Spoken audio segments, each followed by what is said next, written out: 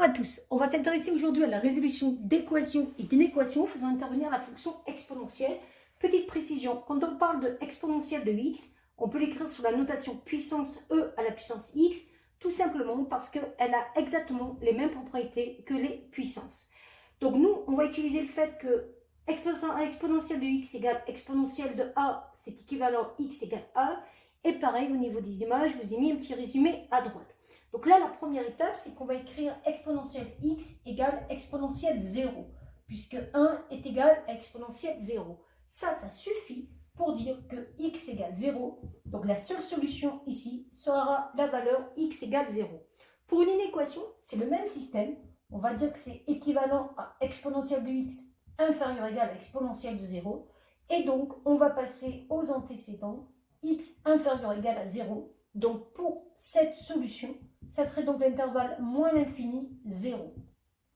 Pour exponentielle de x égale moins 2, on se rend compte qu'on a une expression qui est négative. Or, s'il y a bien une chose que vous devez savoir sur la fonction exponentielle, c'est que la fonction exponentielle est toujours strictement supérieure à 0. On ne peut pas avoir une image par une fonction exponentielle qui est négative. Donc ici, on aurait donc un ensemble vide, et ici aussi un ensemble vide, puisqu'on ne peut pas avoir exponentielle de x plus petit qu'un nombre négatif. Donc ça, c'est assez rapide. Pour cette expression-là, on est plus dans l'expression exponentielle de x égale exponentielle de a. Donc x égale 2. La solution se résume donc à la valeur 2. Alors des fois, je mets la solution s égale, des fois je ne la mets pas, tout simplement pour gagner de la place.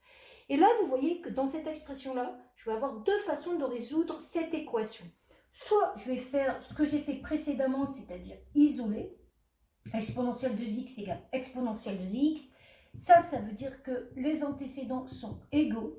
Ça veut dire, en faisant passer le x de ce côté-là, que x égale 0. Donc ma solution serait s égale 0. Une autre possibilité de faire ça serait de factoriser en utilisant le fait que e de x moins ex s'écrit sous la forme ex fois ex moins ex fois 1. Vous tomberiez donc sur ex facteur de ex moins 1. Et ça, cette expression, elle est nulle. Si seulement si soit ex égale 0, et ça, c'est pas possible, soit ex moins 1 égale 0, et là, vous tomberez sur la seule solution qu'on avait trouvée 0. Mais je pense que le mieux, c'est vraiment de prendre la première expression. Voilà.